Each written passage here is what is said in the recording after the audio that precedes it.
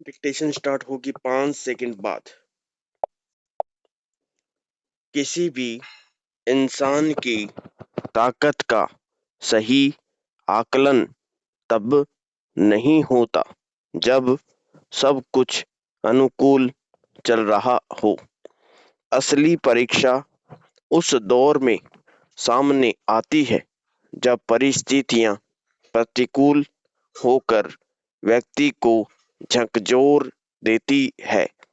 कठिन घड़ियां किसी को तोड़ भी देती है, लेकिन इन्हीं घड़ियों में किसी की असली शक्ति भी निखर कर सामने आती है।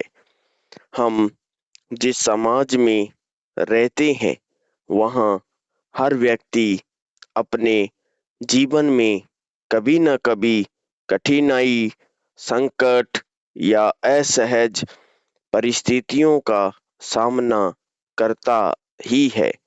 ऐसे दौर में मनुष्य का वास्तविक चरित्र सामने आता है। बुरा समय व्यक्ति को आत्ममंथन का अवसर भी देता है।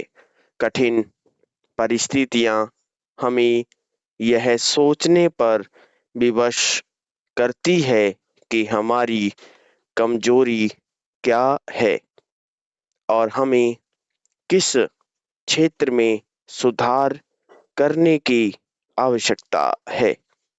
यही आत्मचिंतन आगे चलकर हमें और अधिक परिपक्व बनाता है।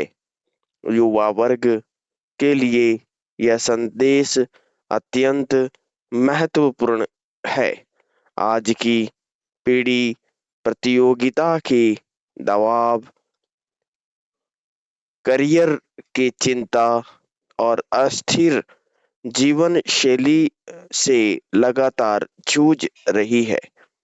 कई बार विफलता मिलने पर भी अत्यधिक हताश हो जाते हैं।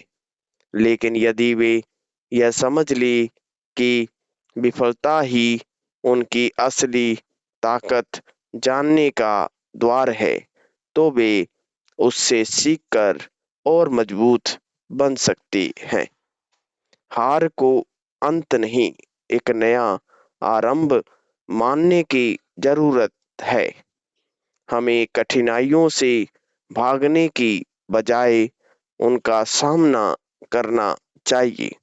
समाज भी ऐसे लोगों की कद्र करता है जिन्होंने कठिनाइयों में संघर्ष कर उदाहरण प्रस्तुत किया। विराम पेरा। आज जब हर तरफ अस्थिरता और तनाव फैला है, यह संदेश विशेष मायने रखता है।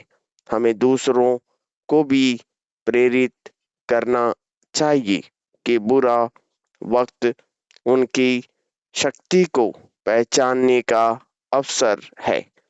परिवार, मित्र और समाज को चाहिए कि एक दूसरे को सहयोग व संभल दे, ताकि हर कोई चुनौतियों का सामना करते हुए आत्मविश्वास बनाए रखें। हमें बुरे वक्त से डरना नहीं चाहिए, बल्कि उसे जीवन का गुरु समझना चाहिए। यह गुरु कभी कठोर भाषा का प्रयोग करता है, लेकिन हमें वही सिखाता है जो भविष्य में हमें अधिक मजबूत बनाए। बुरी परिस्थितियां इंसान के लिए दंड नहीं, बल्कि उसकी असली शक्ति को उजागर करने का साधन है। विफलता के अंधेरे में ही सफलता और उजाले की किरण जन्म लेती है।